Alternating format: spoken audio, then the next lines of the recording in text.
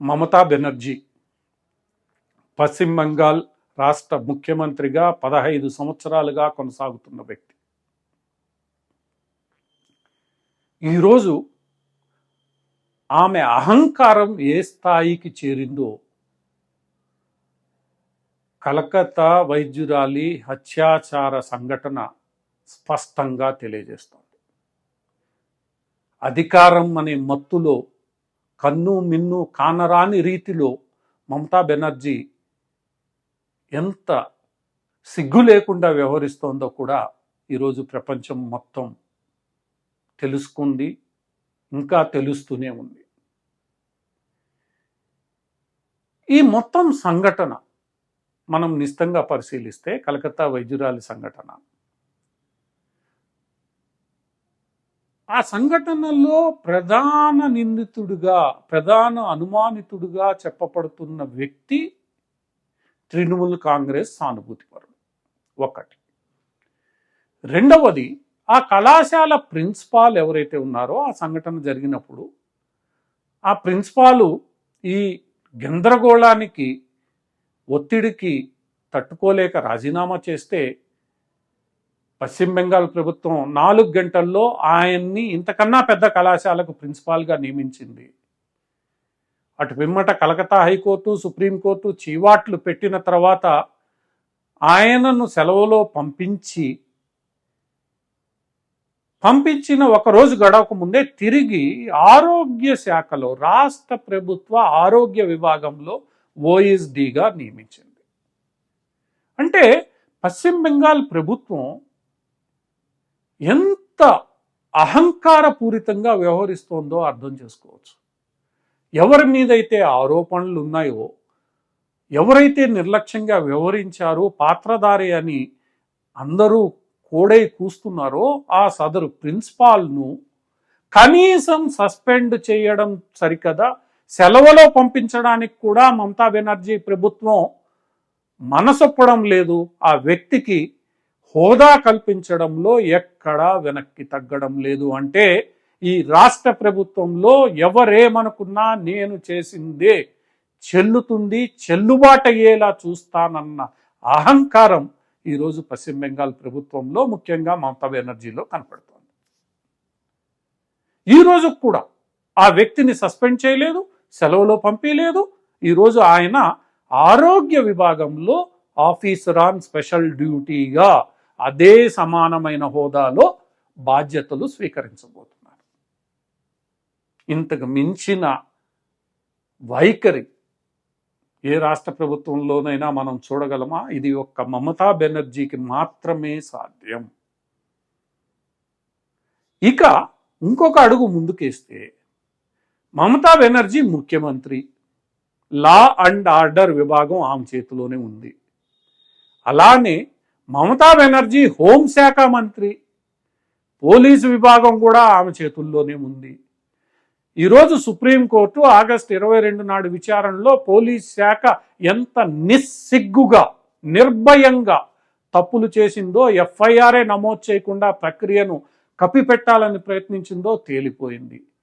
ఒకవేళ మమతా బెనర్జీకి నైతికంగా సిగ్గుంటే రాజీనామా సమర్పించి ఉండాలి.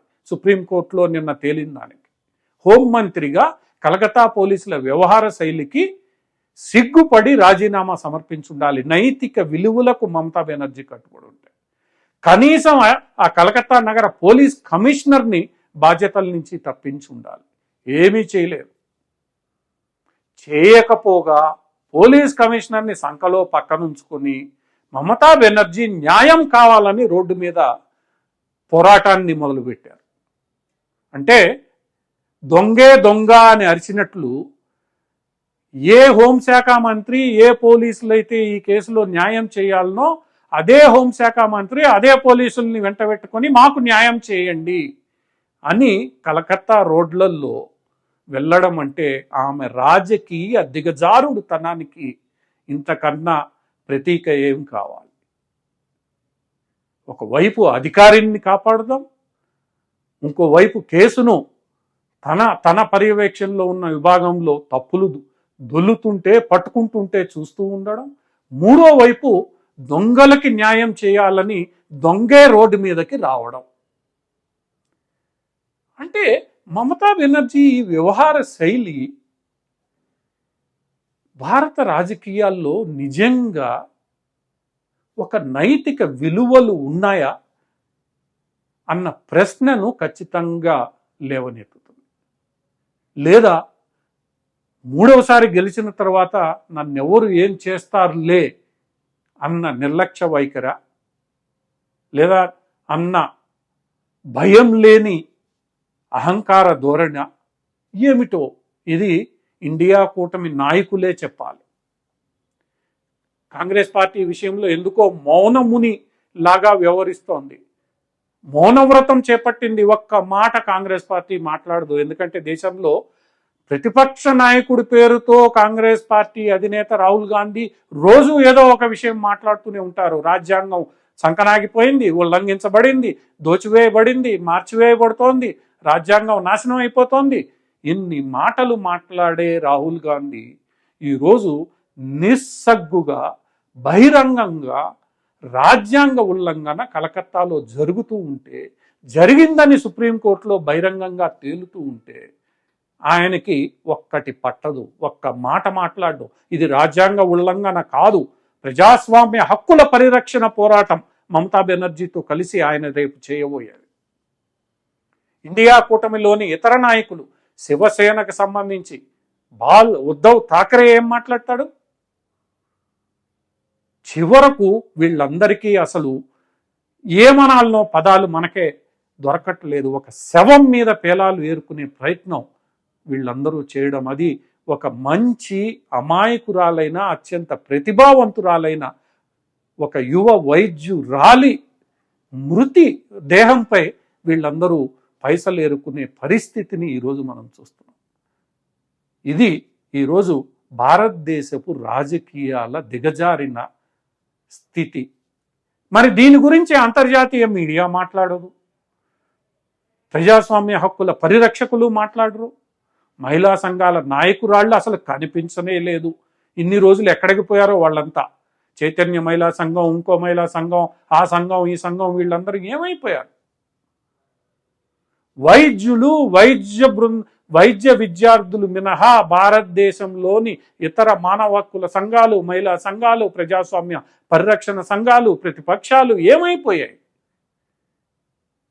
ఆఖరికి సుప్రీంకోర్టు కూడా నిన్న, అరే మీ కారణంగా అక్కడ చచ్చిపోతున్నారా, మీరు చచ్చినా పర్లేదు పోయి వైద్యం చేయండి అని మధ్య మార్గాన్ని అవలంబించేలా చేసింది తప్ప కలకత్తా ప్రభుత్వాన్ని తీవ్రంగా అభిశంసించలేదు. ఇంతకు మించిన ప్రజాస్వామ్య హక్కుల పరిరక్షణ భారతదేశంలో ఎక్కడుంటుంది?